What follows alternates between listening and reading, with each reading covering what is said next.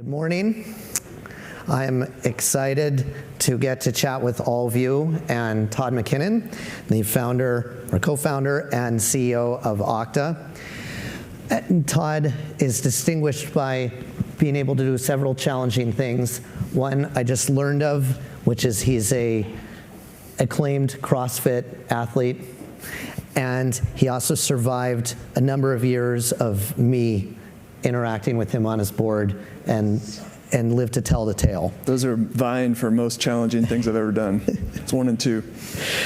So, Todd, maybe you could share with people that may not all be as familiar with Okta as I am fortunate to be, what Okta does and a little bit about how it started and where you are now. Okta is, in the market we're in, is enterprise identity. So our platform is called the Okta Identity Cloud. So the way we think about it is a company has a bunch of different clouds for key things, whether it's Amazon for their infrastructure or Salesforce for their CRM or Workday for their HR. We're the cloud for their identities. So the identities of their people logging into their applications and services to be productive at work, or it's their customers logging into their customer portals, or their partners logging into the application. So we're managing the security and the identity across all of those use cases. I started the company, I'm the founder, co-founder and CEO. I started the company almost exactly 10 years ago. So it's been a decade, and we're fortunate enough, after a lot of hard work, to be doing well. We're been public for a couple years. Last quarter, our revenue was about 115 million, so we're just crossing that $500 million ARR rate, which sounds amazing to me. Not that that's so amazing, but to think about where we started, that we're there, it's crazy. But so yeah, it's been a good ride. And the company's public market cap of? Don't ask. I don't know. Okay, somewhere north of 10 billion. I like to focus on revenue. Yes. Well, part of why I'm really excited to have Todd be able to chat with you is, while he's gotten where he is and is having typical humility in describing that, I would say Okta's a company that has gotten where it is through strategy and execution rather than this being lucky and easy. And in fact, I think a lot of the journey with Okta is extremely hard and was not if there was light at the end of the tunnel, sometimes I think it was hard to see. Yeah. So I think this is a particularly valuable talk with all of you, because I know sometimes I see companies where it just seems like everything is easy, and then it's hard to relate to. So here's a more relatable story. So let's start with some things related to you as the CEO specifically, Todd. So you've been called by some people, including me, the most improved CEO that I've worked with. So I thought maybe you could... It's kind of like winning the most improved player in the NBA. It means you had a good year, but it really means the year before you kind of sucked. Yeah, well, the analog for me is... Congratulations, you're the most improved. I won most improved on my high school wrestling team, and I was proud of that. And I did start out only defeated, but then I turned out reasonable. So, but let's come back to you. So what happened to you in the first 5 years, really the first 3 years? Like, some set of things happened where it seemed like things weren't clicking as well, and then you kind of found your groove as CEO. So what could you share with people that worked? Yeah, now for some historical bias, right? When you think about the history, it's hard to be objective about it, to try to be as helpful as possible for people going through similar things. I think, so when I started Okta, I had just come off as 6 years of running engineering at Salesforce. And so I would say when I left Salesforce and I went out to start a company and raise money, I was kind of riding high in terms of reputation and so forth. So it was 2009, and it wasn't that easy to raise money at that time, but we were able to raise money largely, I think, just on my reputation as kind of a guy that probably could build something. And so that was great. And then for about a year, we built the first product and first version of the product and hired the first initial team. And then we got into this kind of weird middle ground, which is we'd been doing it long enough to where people started to have expectations. By that time, we'd done a seed round and a Series A. So we'd been in like 12 to 18 months. There were expectations. You should have customers, you should have growth. But we really hadn't been doing it long enough to really build something. It was, a little bit too soon to have enterprise traction and so forth. So I think that during that kind of like valley of death between, initial euphoria and enough time to make traction, that was really tough. And that was actually about the time that David and Kosa came in and invested in the company. And I think that one thing at that time is a couple things I really kind of changed in my own approach to how I was running the business and how I was going about the job. One thing, I'd say three things. The first thing is, in my career up until that point, in my experience prior to that point, it was kind of like, I'd worked at Salesforce and I'd worked at another company called PeopleSoft, and I kind of like knew that if I tried hard and that if I, kind of was a good kind of executor, it would be successful. And the hardest thing in my first couple years at Okta was that wasn't true. Like, I had to get used to this fact that no matter how hard I tried, no matter how well I did, it just might not work. And I just psychologically, I had to just get used to that. And it was really hard to do. I came up with this saying for myself. It's like, sometimes you just have to believe even when you don't believe. And it was this like psychological almost game I had to start playing with myself, where there's no assurance. You're not going to know you're going to be successful no matter how hard you try. It's going to take some luck and some good fortune, so just keep grinding away and kind of love the process, and hopefully it works out. So that was a shift I had to make, which made it kind of easier to keep going. And then the second thing was, I really, as a CEO and as a leader, I flipped a switch to where I stopped trying to hide all the bad news, and I really embraced sharing it with the team. And I think a lot of people have talked about this, but it's like, I think your first instinct is like you kind of keep it all under wraps. You don't want people to know, and you feel like they'll get scared, and it's like they don't know how precarious it is. And we kind of just flipped, and we went, here's the deal. Here's our target. We missed that target. This customer didn't sign up. And so that transparency and that openness, and we started having this all hands meeting, and we kind of brought everyone in, and we're like, here's what we're trying to be, and it didn't work out. And, if you get scared by this, help us solve the problem. If you don't like it, hopefully we don't want you to leave, but you can leave. So that was the second thing. And then the third thing was, and this is probably I think these were probably in order. The third thing I did was, I remember particularly with the board, I made a very distinct shift and as the CEO specifically, from kind of trying to float some ideas and getting their sense of what they thought was the right thing to do and then going that way, to being, I came in and I kind of told them what we should do. So kind of taking the reins of being decisive, and this is what we're doing, and okay, board, you can voice your opinions if you want, but this is what we're doing.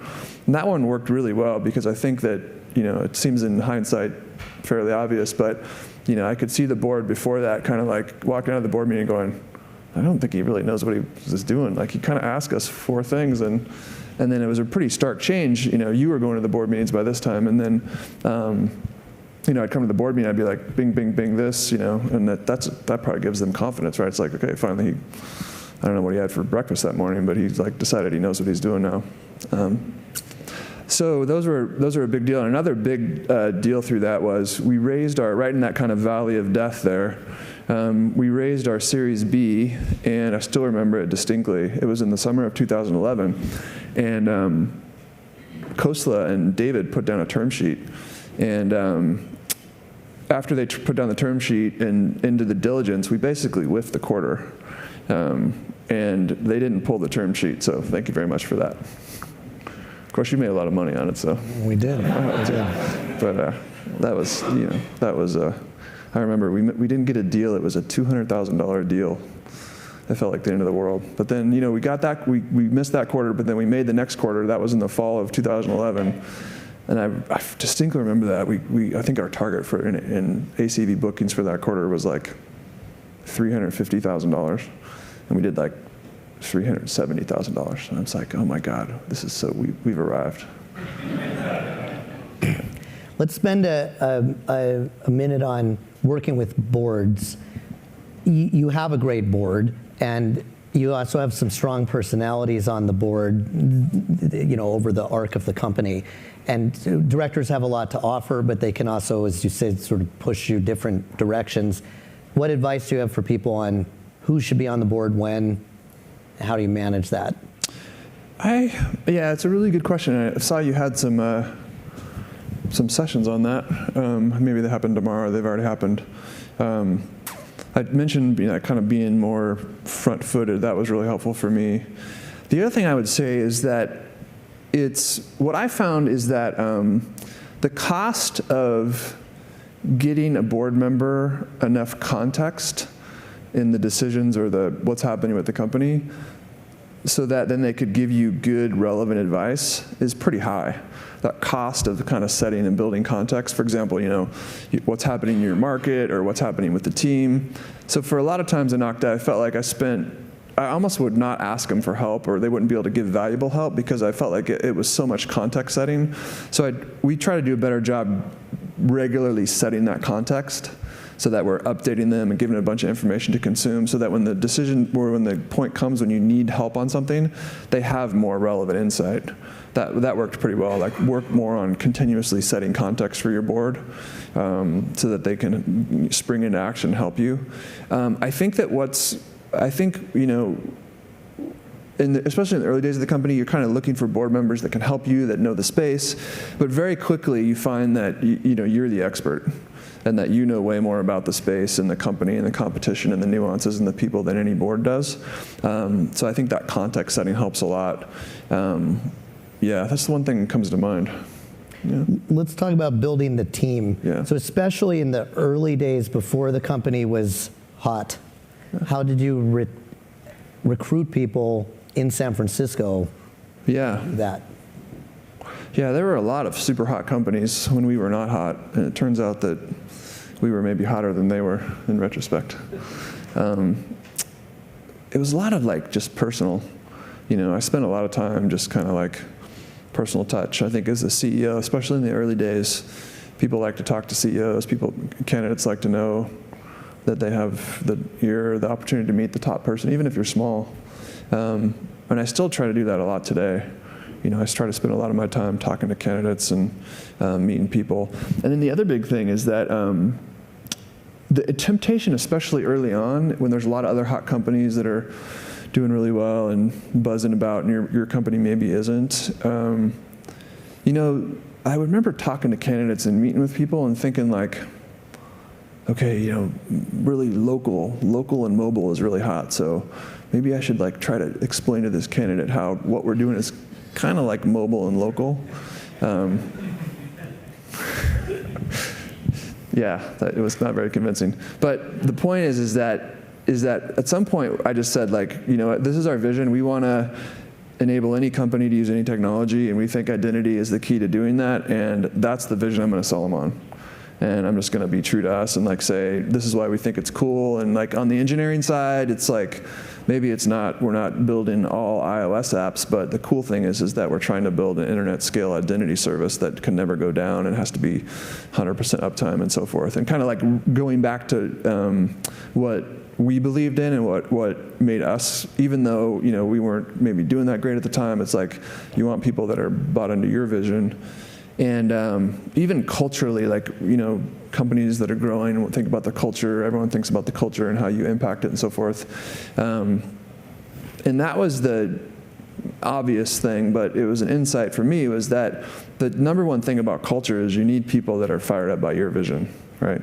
If at some level, you should start with your vision as a company, right?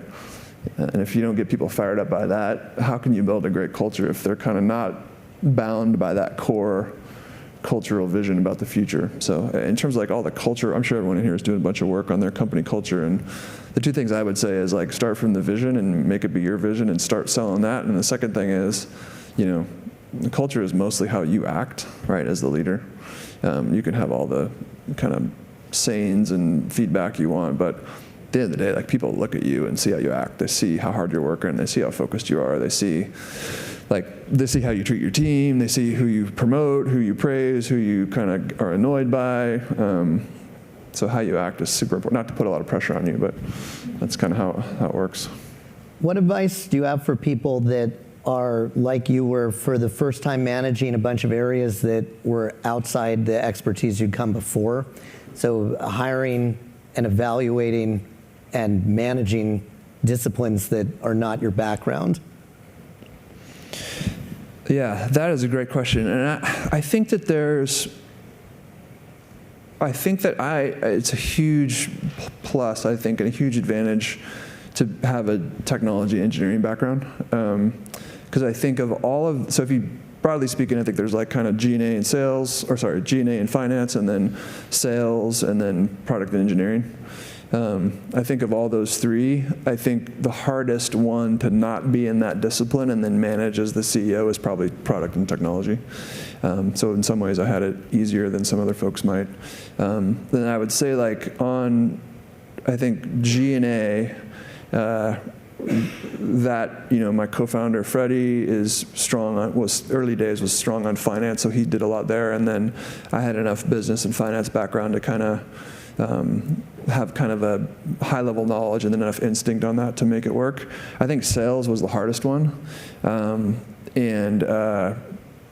sales is like super counterintuitive, super hard to interview people. On the whole sales hiring, I basically threw out my whole approach to interviewing people. With salespeople, I just kind of talk to them and get to know them, and then after they leave, I kind of start checking references. I don't even give any credence to the interview because it's a salesperson, right?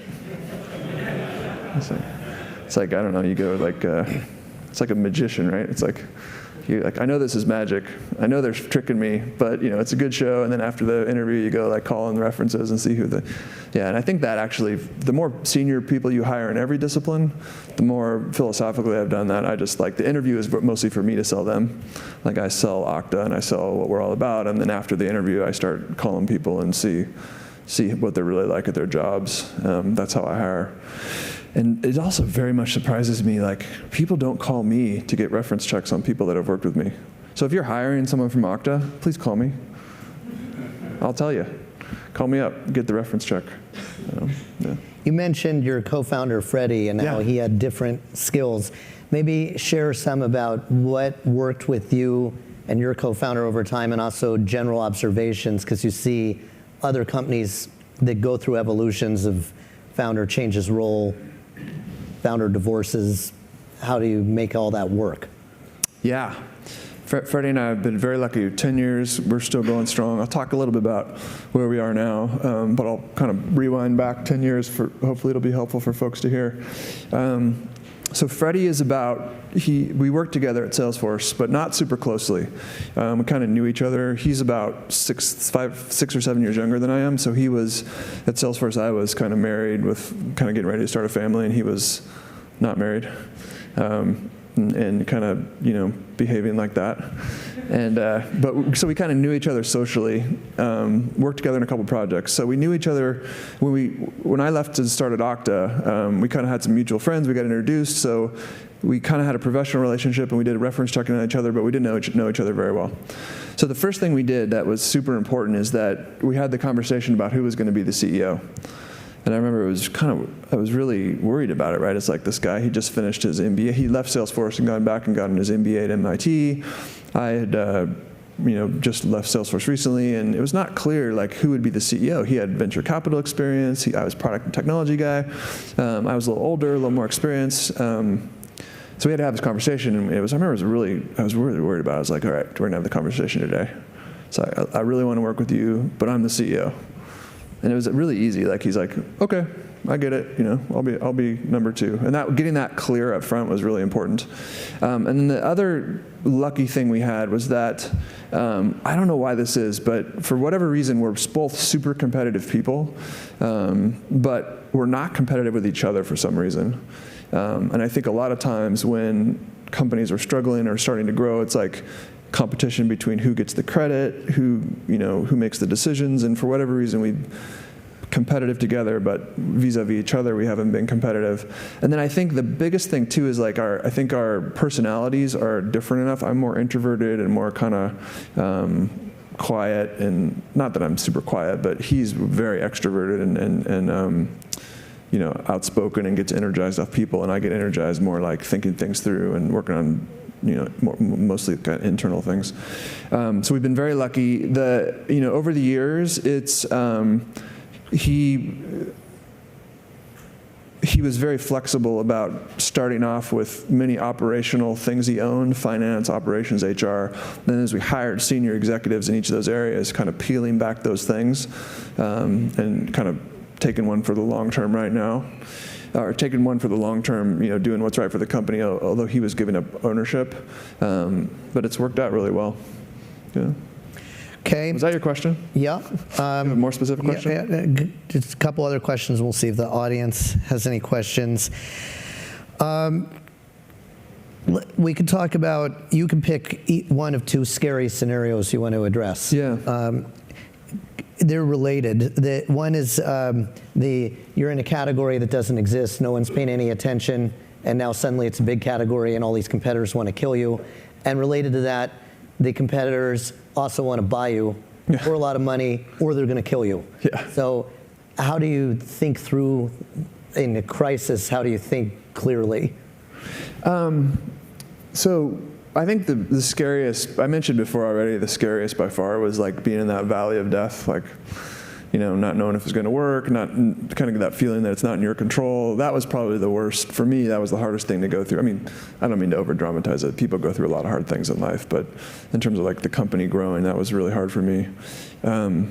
So I think when we came out of that, we started doing well and started to, establish the category. And then I think about 3 years later, like 2014, 2015, something like that, now all of a sudden, what we were doing was the belle of the ball, and Salesforce had their Salesforce identity that they announced, and Microsoft came out with Azure Active Directory, and they had a war room where it was totally dedicated to killing Okta. It was the Killing Okta War Room, and that was pretty scary too. Because the reason it was scary is because the company, our Okta at the time was like, it wasn't like we were some massive juggernaut, right? We only had probably, 2014, we probably only had 200 people. I don't know I forgot what the revenue was, but it was probably the run rate was like 25 million a year. So on the outside, I can say, oh, it's validating, right? Like Microsoft wants to kill us. That's so validating. But really internally, that was kind of bullshit. Like it's like, I'm thinking to myself, are we big enough to really survive this? We're only 25 million ARR, 200 people. Like that was pretty scary. But I think the next 2 or 3 years, we kept executing, and I think Microsoft just kind of started to get their legs. So I think on this initiative, so I think fast forward to 2016, 2017, 2018, we were much more formidable, right? We had 1,500 people and 250 million plus ARR. So by the time that they announced the competitive product and they were able to actually execute well, we pretty much had escape velocity. And then in the meantime, you had Google announced a competitive product and Amazon announced a competitive product. So then it felt better. It felt like more substantial. So I would say those are some of the really, really scary times. The one thing about M&A,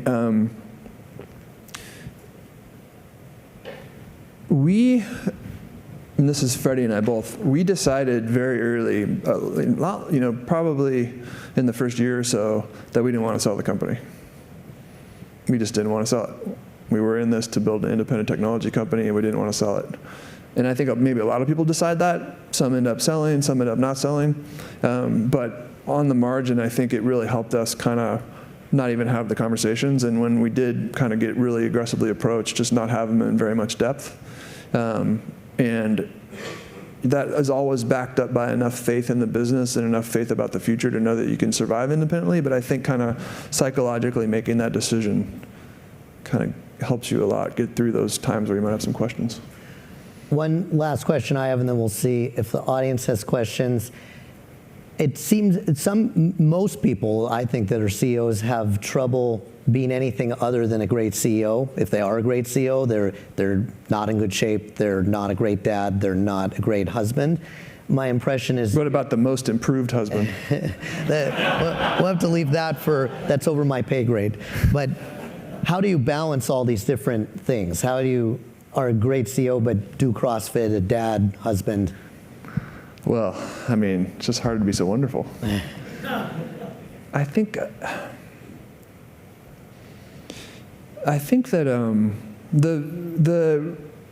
I'll say two categories. Like, basically, I have work and exercising and family. That's basically all I do. I don't really, I don't like, never seen a Game of Thrones episode.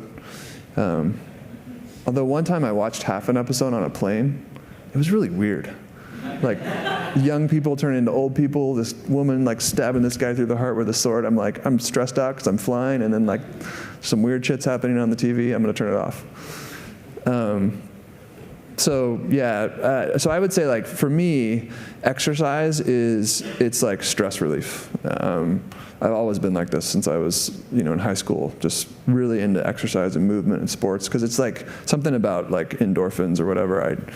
It's stress relief for me. And then with family, I think that when I started Okta, I had a 6-month-old daughter, and just made some rules. Like, I was always going to be home for dinner. And that worked out really well. Like, I always got home for dinner, maybe logged on later at night, and just trying to kind of carve out that balance. And I'm really 10 years on. My parents are actually in town right now. They're visiting from Las Vegas. And, I'm really glad I did that, because I think now that the kids are 10 and my son's now 9, I feel like I haven't, totally sacrificed watching their childhood and watching them grow up for the company. And I probably could have been maybe a little bit more productive and more effective at work, but maybe in some cases it probably was better just because it forced me to delegate more, forced me to, not try to be as controlling and everything. And as you grow and scale, that's probably as much of a blessing as a curse.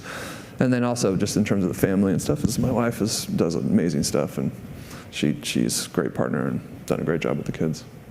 Cool. Anyone in the audience have any questions for Todd? Back there.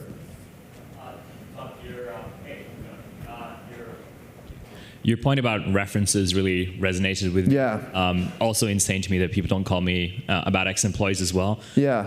One of the things... It's crazy. It's like, wow. It's actually totally insane. But one of the things that took me a while to sort of start to learn, and was probably a painful lesson, was reading between the lines in reference calls. Yeah.